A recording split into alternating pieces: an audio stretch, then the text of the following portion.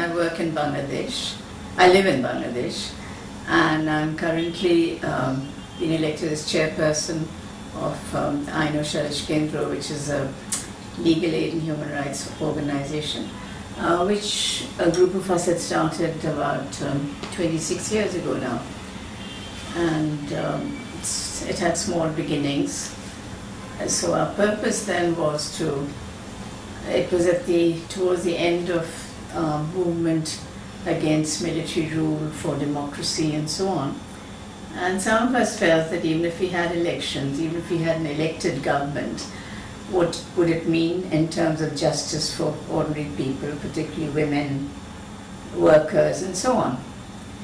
And some of our founder members were lawyers, and so they suggested that we should try and see if we can support women, workers, working children, by helping them to negotiate their problems, disputes, whether it was within the family or in the community, and so on.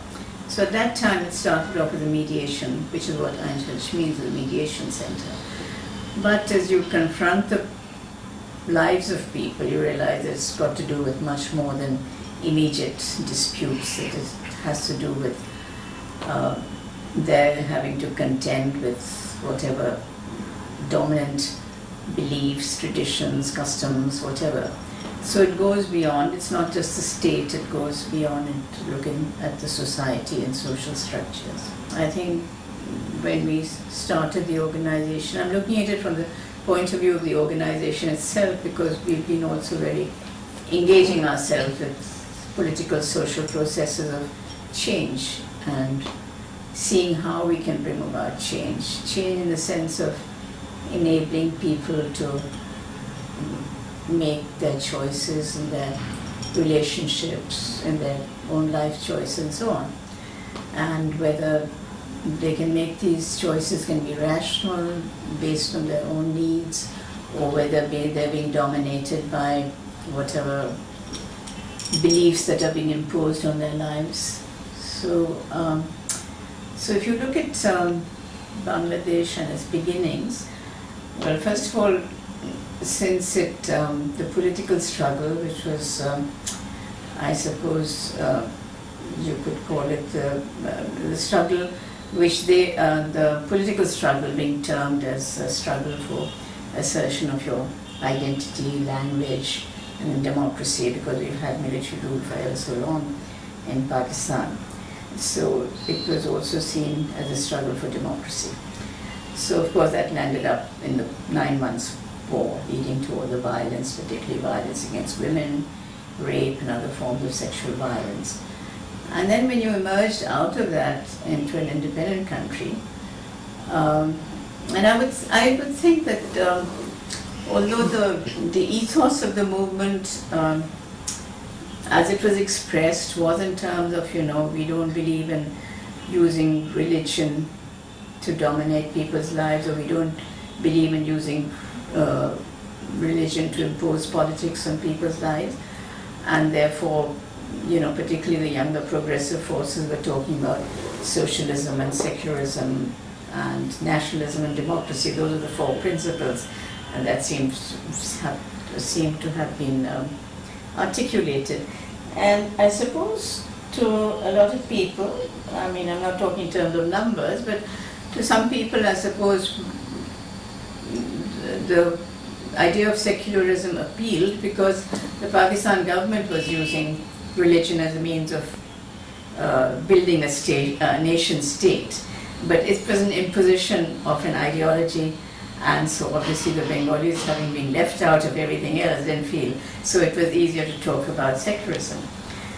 But how do you actually, the question of secularism actually becoming a social practice, as it were, and also secularism in the sense of saying the state will not differentiate between one religion and another, they would not choose religion as a means of political control.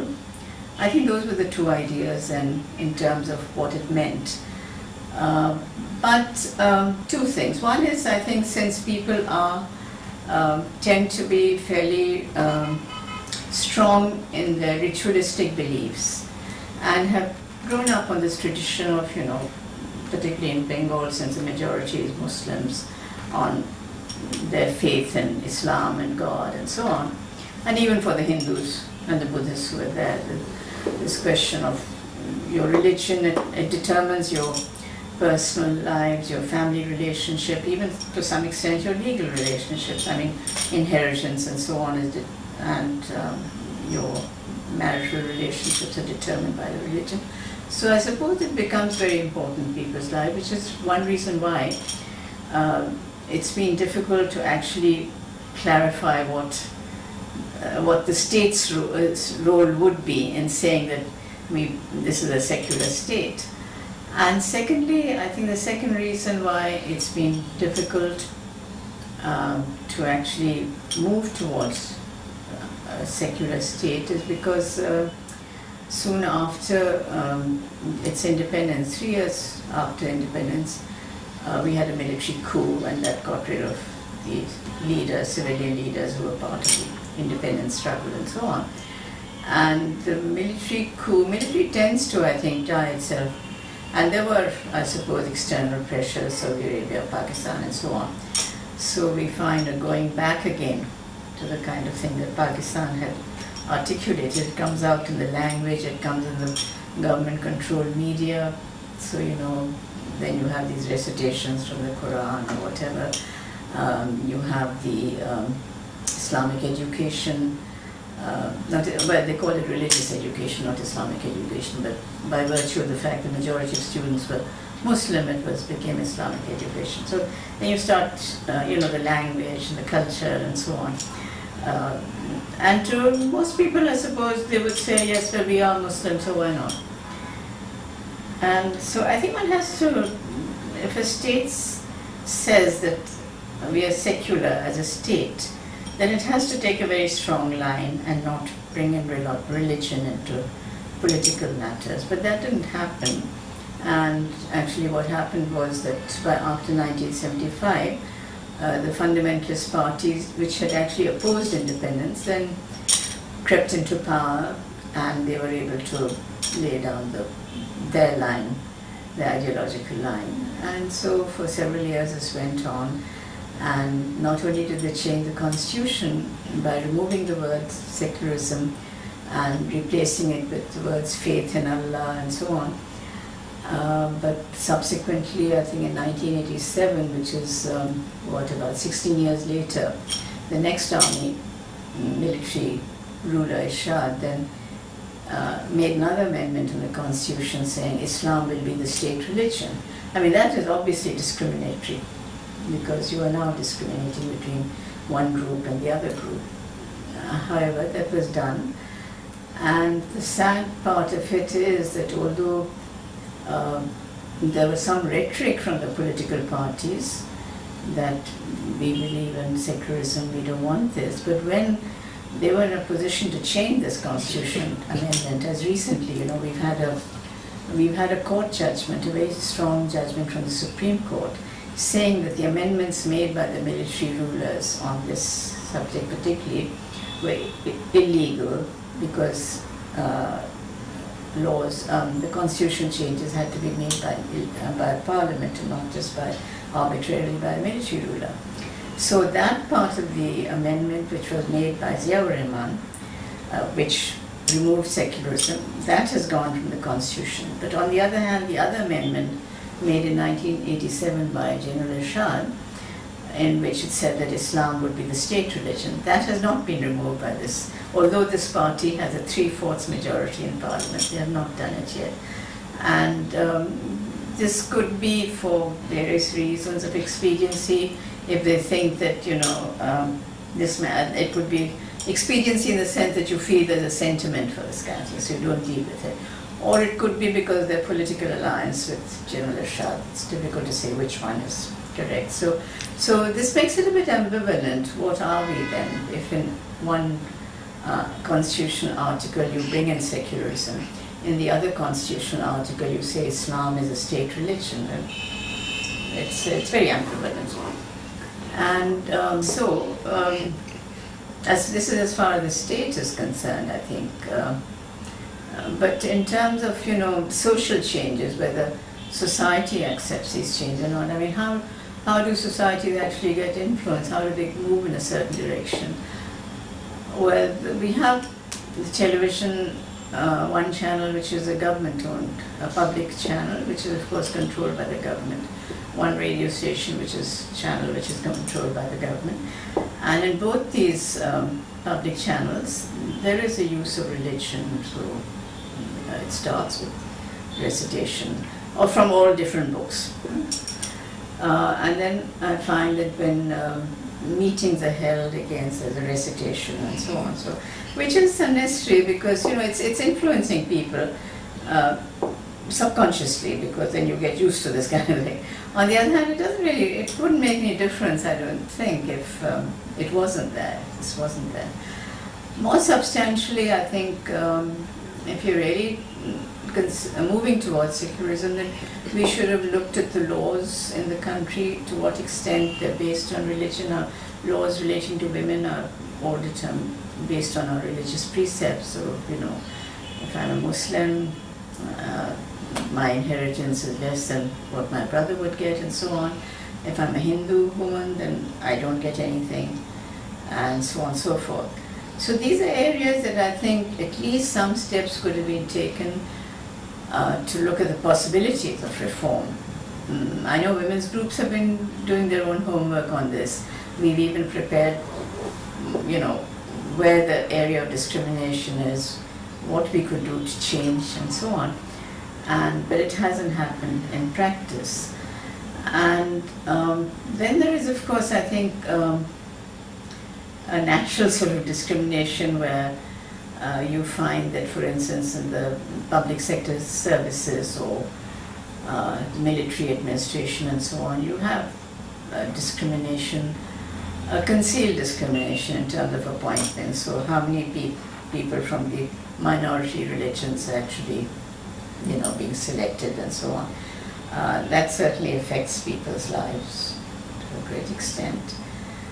And apart from religion, I think it's also, if you bring in the ethnic community, I think the problem in our countries is that we are trying to build a nation state, but we are modeling it on a monolithical model of whatever the majority community. And there are divisions within the majority community as well. But beyond that, it's actually, people keep talking about Bangladesh as a referring to as uniformity. But how much uniformity? I know that Muslims form, say, 80–90% of the population. But then even if 5% is Hindu or Christian or Buddhist, and there are about 10% from representing different ethnic communities, or even if there's 2% representing different ethnic communities, there is a variety of diversity in the population. And how do we accommodate that? How do we represent everybody? The use of language and so on and so forth. So I think one of the problems is to level everybody down and go for some sort of conformity with the majority religious group. For a long time, that was their main plank, and this is how I said that the Bangladesh Mahila Parishad, which is the largest women's groups, they had prepared a draft and shared it with lots of women's organizations. We had made our comments on that, and in our comments we had said, how do you work out uniformity is not that you take Muslim law and make it a few changes and then let everybody conform to it. You have to develop a set of standards to ensure that there is that you're actually eliminating discrimination. So it should be for all women of all religious and ethnic communities. And so there was a lot of pressure for that, and the drafts were prepared and discussions held and so on. But then I think what they found was that, for instance, in the Hindu community, there was a lot of resistance to change. And the women didn't want the change, and wanted a change, but there was a lot of resistance from the community leaders, various other within the families and so on. And so they weren't wanting to have a law, one single law for everybody.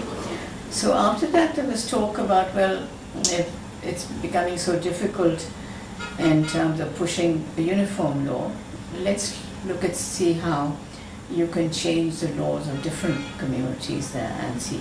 So that goal is still there, to have a uniform law.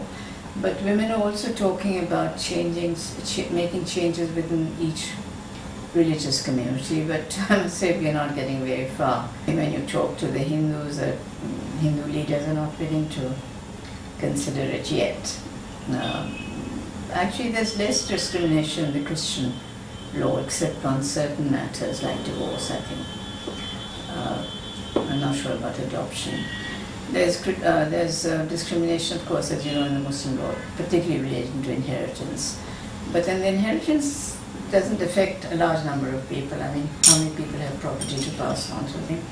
But also I find it's interesting because amongst the Muslims, what they're doing, since the law says you give half to a woman and compared to a brother's inheritance, what people are doing is actually gifting, making gifts or wills. And so in practice that is happening. So it might be easier, some women feel, to change the laws, little by little, rather than asking for a big change. I don't know.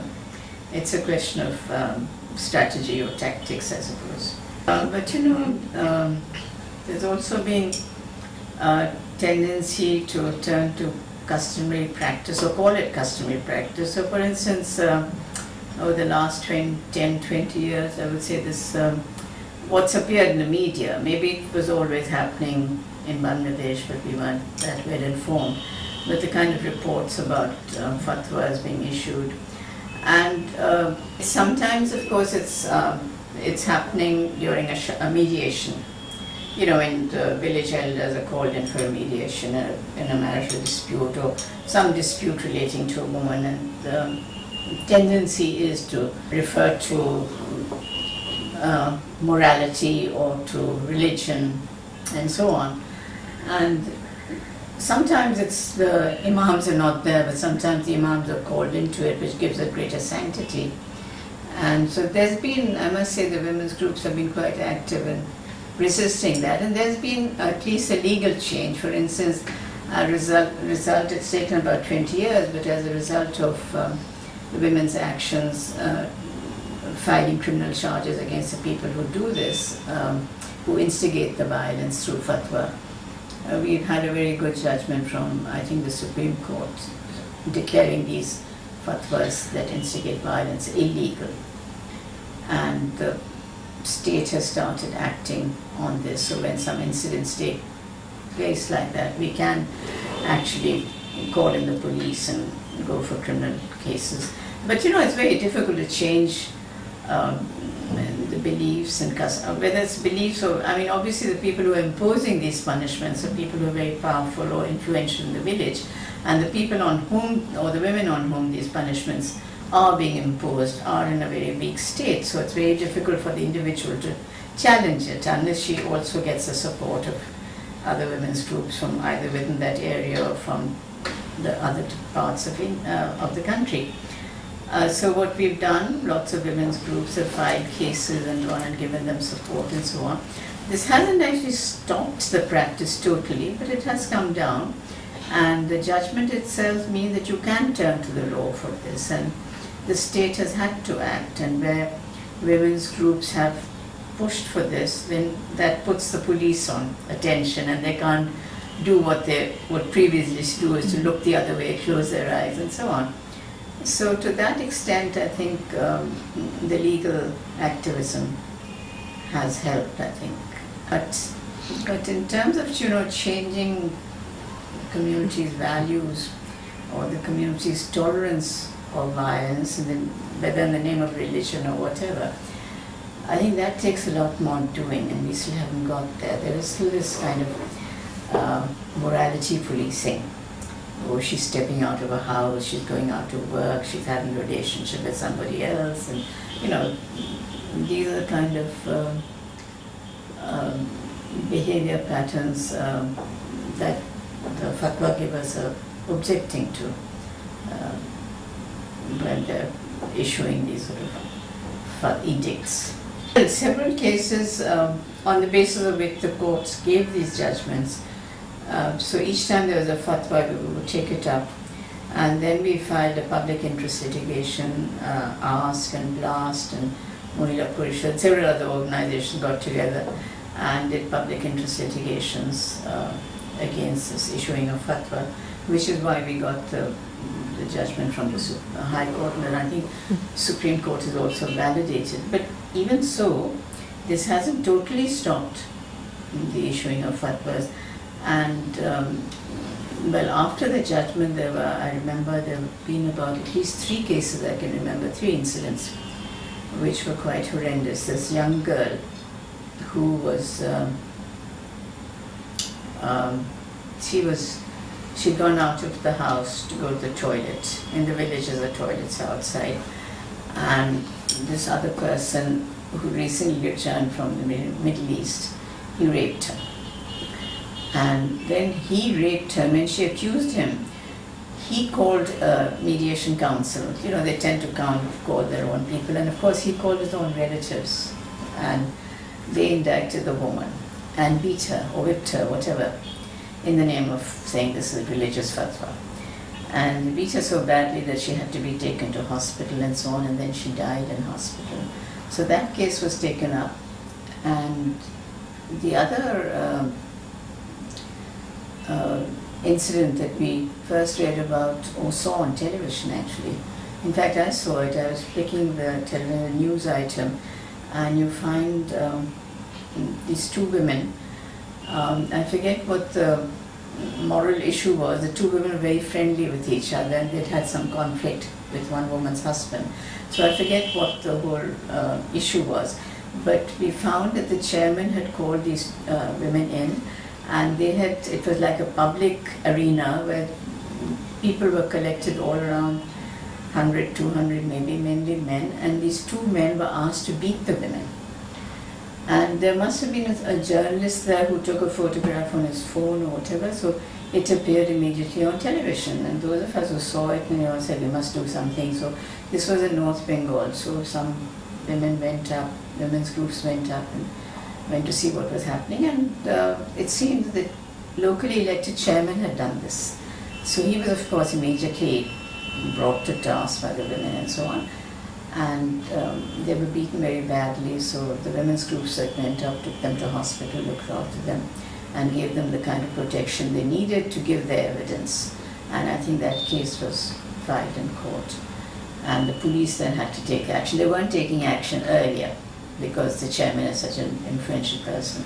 But afterwards they had to take action on this. So that was the other incident. So I think every time these things come into the public arena and you find it being challenged, that's one way that the community's position gets a bit eroded. And so people then in the local community, particularly women, then feel a little stronger about resisting what's happening to them.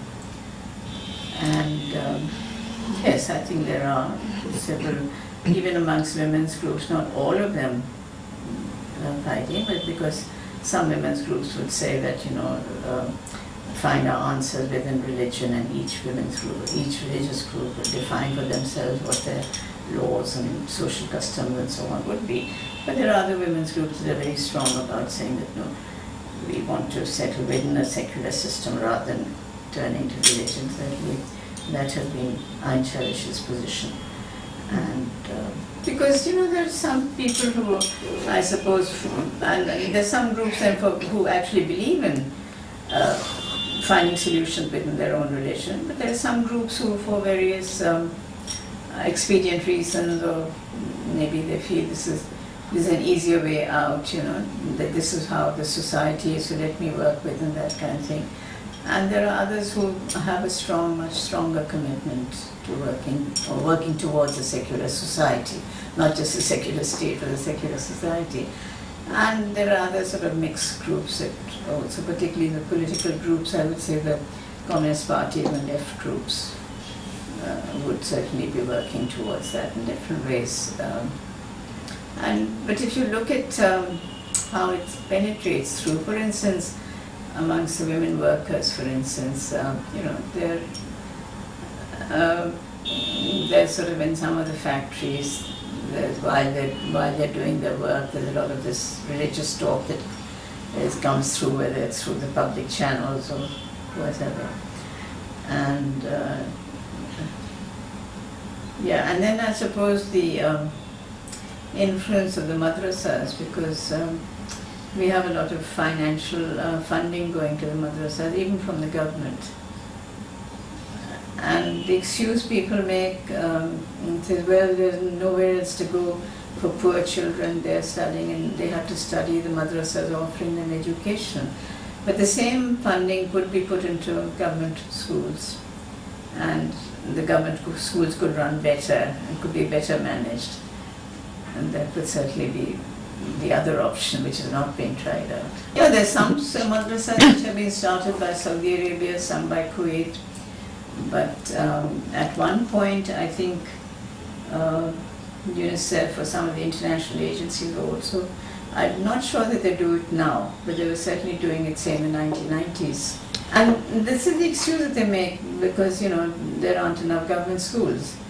But then why not, you know, see that there are more government schools, or at least to make the system of education more uniform, you know, so that the madrasas also have a similar curriculum. But even if they were to have a similar curriculum, they would still add their own ideological sort of. There are now quite a few women's madrasas coming up. Well, UNFPA, for instance, does. And the reason they do that is that what they call, you know, engaging with them, they call it, because they feel that for their programs and family planning and programs on reproductive, I wouldn't say rights, in their case health, that it would be more effective if the village, religious leaders in the village spoke out rather than women, or women speaking out or other people speaking out. So they feel this is strategic for them. And many of us feel that, you know, it would be good for them to strengthen the more secular institutions, for instance, teachers or women's groups or various groups of that kind, there are youth groups and so on, rather than going back to the old. But again, one doesn't know why they do it. Well, I think, you know, one of the things that I think there should be much more open discussion about, you know, what it really implies. And I think much more sharing also in the region. I mean, in South Asia, for instance. I think we used to do a lot more coming together, say in the 80s and 90s than we're doing now, I don't know. I mean, now people do meet across, but it's very project-oriented, very specialized kind of work, you know, so the lawyers meet or media people meet, but looking at the more holistic development in our countries, I think we need to contend with what is happening with the whole, you know, emergence of these powerful nation states. So it isn't just, and what are the instruments they're using? So religion is just one instrument that all states are using, but apart from that, I mean, what else is being used in a way to control us? And we need to look at the parallels in all our societies. I mean, I was at this meeting yesterday where we were talking about military or impunity of security forces and so on, and we looked at this BBC program on the documentation of what happened in Sri Lanka. And it's interesting, of course, in Sri Lanka, the very right-wing Sinhala political groups are showing themselves as being very victims, as it were. And I suppose this whole concept of victimization of the majority community is taken up as a regular sort of regular way of, you know, making the just even ordinary people feel that if we are being victimized, so we must hit out at the other side, you know. And it's a ploy to make people feel that if we stick together, so that even what's wrong within us, we don't address that, because otherwise you'll be strengthening the other side. I mean, for instance, I think in India, for instance, it's true BJP may not have that much influence now, but the Hindutva, that whole kind of cultural thing that was there, I don't think that's died down yet. It's quite active. Whether they get it through education and their educational institutions, or certainly through the media. I mean, this whole idea of it's becoming that India, the Hindu state kind of thing, and that Hindus are peaceful, whereas the Muslims or the Sikhs who are the violent people, And in Sri Lanka, it will be the other way. The Sinhalas are the peaceful people, and the Tamils were the ones who brought it upon themselves. And of course, Pakistan is in a total state of confusion. We don't know what's going on there. But now suddenly, you find that Talibans are going to negotiate. And so what happened to the original idea that, the feminists, US feminists had talked about women's rights and so on, so where does all that go? So it's the use by the state, I think, for their own purpose.